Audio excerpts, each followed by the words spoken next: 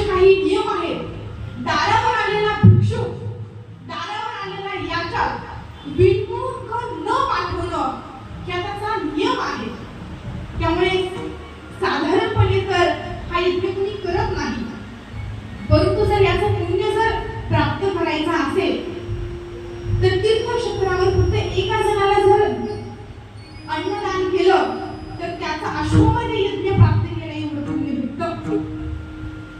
आणि मग हे संपूर्ण ऐकल्याच्या नंतर ज्यावेळेस भगवंता मी पृथ्वीवरती फिरत फिरत गेलो आणि मी पाहिलं की या पृथ्वीवरती दिव्याची कमतरता कमी आणि वीज म्हणजे विद्युत प्रवाह जास्त सुरू होता.